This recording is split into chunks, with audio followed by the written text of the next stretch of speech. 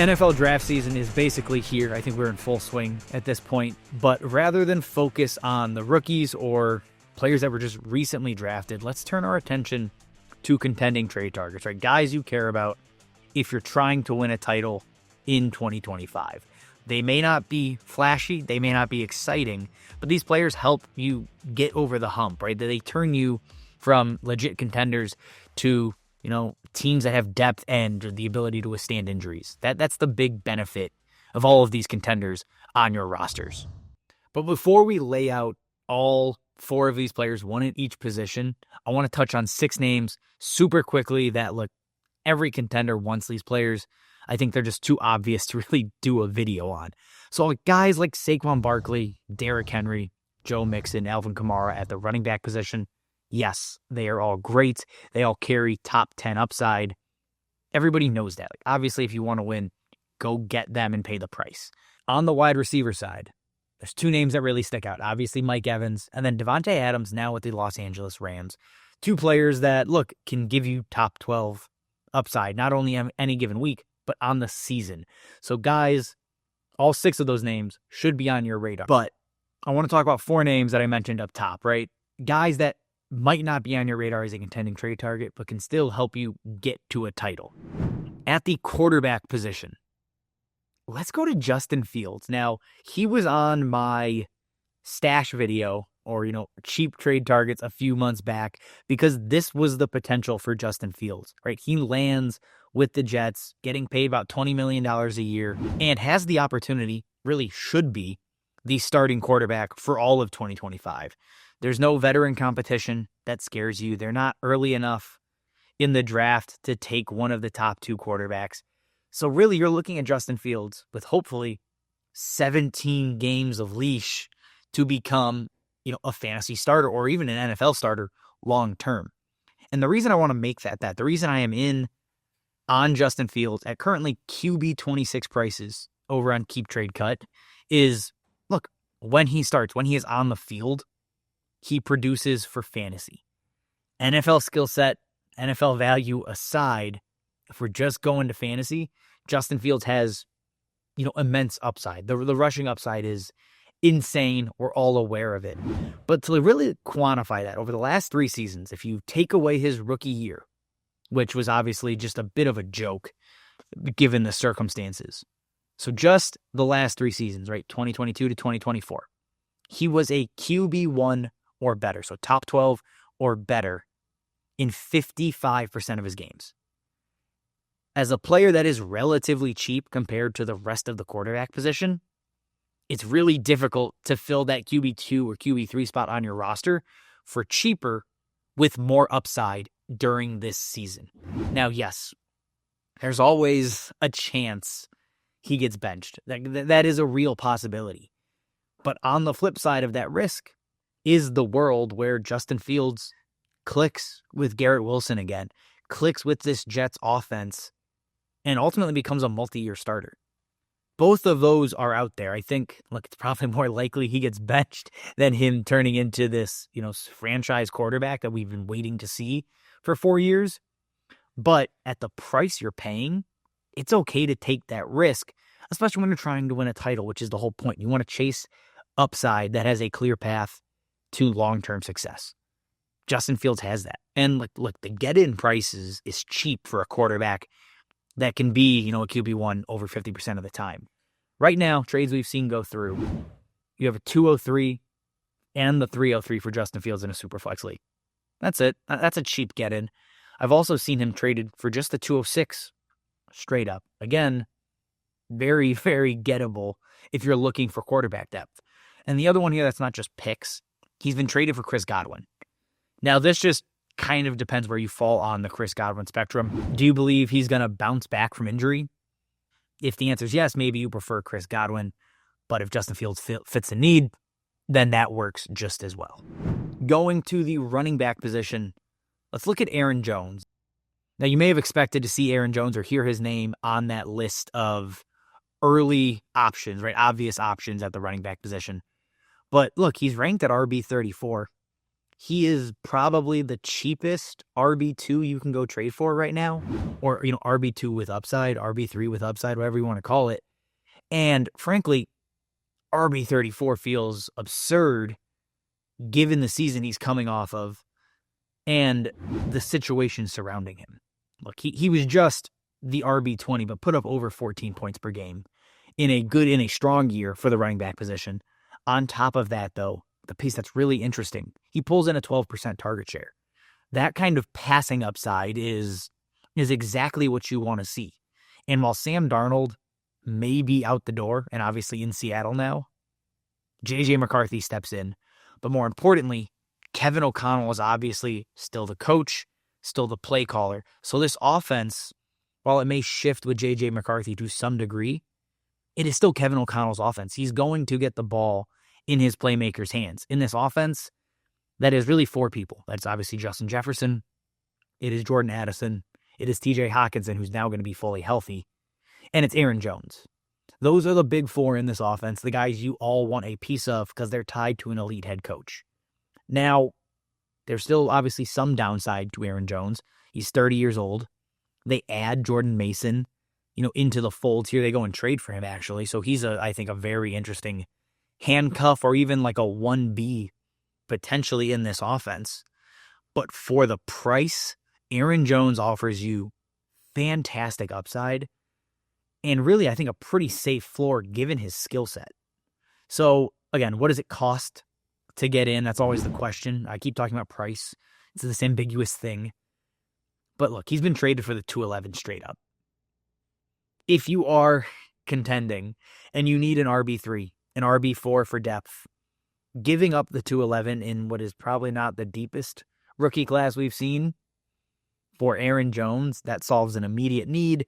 And I think gives you, again, just another weapon on your bench that can be a flex, can be an RB2 when needed, and help you kind of withstand injuries over the course of a year. So Aaron Jones is, I think, one of the best buys when it comes to running backs for those contending rosters. Switching over to the wide receiver position, Jauan Jennings is, I think, one of the more underrated or most interesting contending wide receiver trade targets out there right now. Because, look, he's not Ricky Parasol, who has skyrocketed in value since the Deebo Samuel trade. And Jauan Jennings, coming off of a great season, is just kind of being forgotten. And when you look at what he did following the bye week, which, keep in mind, excludes his 11 catch for, was it 175 and 3 game that happened in week 2. If you look just the bye week on, he was on a 17-game pace of 98 receptions, 1,080 yards, and 6 touchdowns. He's a wide receiver 3. Truthfully, like, that's just where I'm going with Jauan Jennings. And Brandon Ayuk is there, coming back from injury. But there are trade concerns or trade rumors related to Brandon Ayuk anyways. So you're kind of playing this game here, right? Where even if Brandon Ayuk is there, I think Jauan Jennings carries value. But if Brandon Ayuk is gone, Jauan Jennings is going to see an additional bump in value, and he's going to see a massive jump in production in 2025. Look, he's only 27 years old. It's not like he's this end-of-career player that just finally found his footing. I don't think that's the case. And even when you kind of dig into the analytics, just using ESPN's wide receiver score, which I think has some drawbacks, but ultimately for the sake of this argument, I think it makes sense. Look, when you just look at the open score, and they use 3 factors, but if you're just looking at the ESPN open score, he tied for 27th in the NFL among wide receivers. Perfectly fine. But when you factor in catchability and yakability, which they also kind of meld into this one wide receiver score, he was wide receiver 12 in ESPN's wide receiver rankings or ratings, right, coming out of 2025. He is not a fluke. I don't think he is a flash in the pan. And again, just looking at what is around him in Brock Purdy, Ricky Parasol, George Kittle, potentially Brandon Ayuk, a healthy CMC, this offense is going to get some of that glow back, right? That we've been waiting for. He's tied to Kyle Shanahan. There's so much to like here, and he feels like he's getting forgotten after a very strong season. I don't think we should. I think that's a mistake. So, again, the question is always, what does it cost to get Jauan Jennings? Well, at wide receiver 48 on Keep Trade Cut, it doesn't cost a lot. Like, it is a very, very low get-in price for a wide receiver 3 who has wide receiver 2 upside on the year and weekly wide receiver 1 upside. He's been traded right now for just the 207 in a Superflex league. Straight up.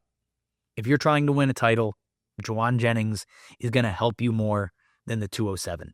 He's also been traded for Devon Vele and Christian Watson.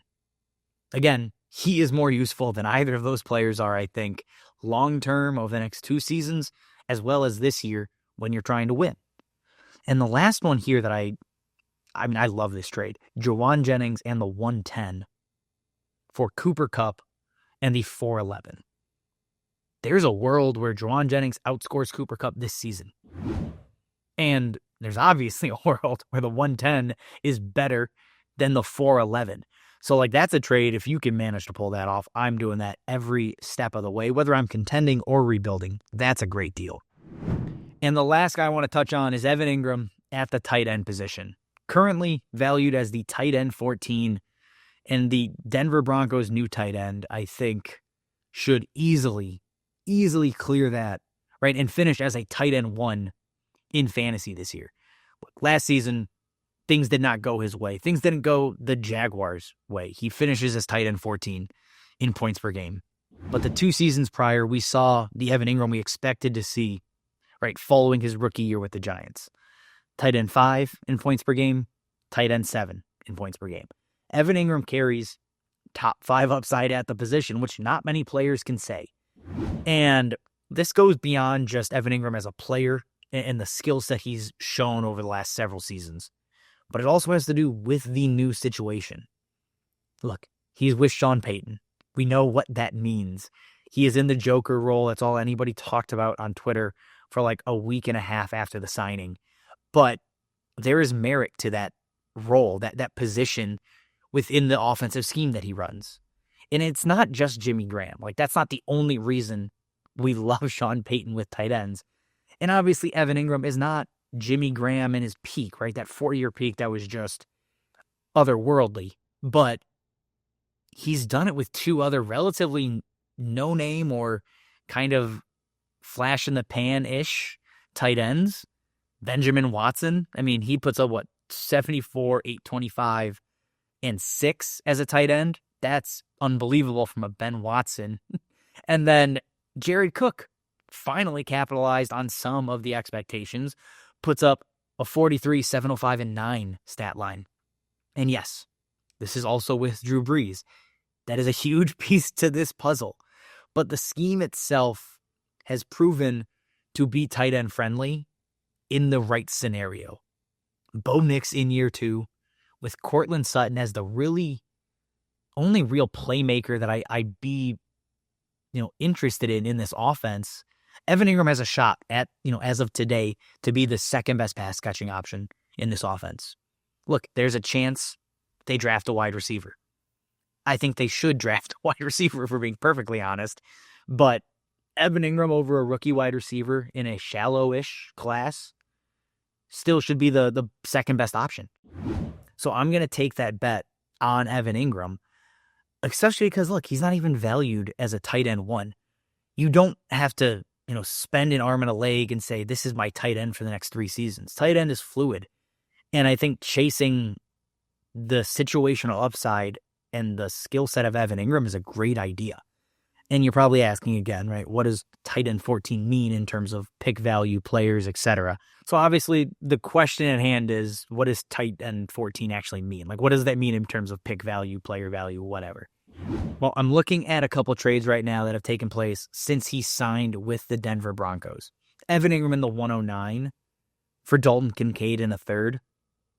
Yeah, I'm gonna make that bet. Now, Dalton Kincaid has not lived up to expectations. Getting the 109 for Dalton Kincaid is already a godsend. Throwing Evan Engram in on top is a joke. And then, honestly, Evan Engram for the 210.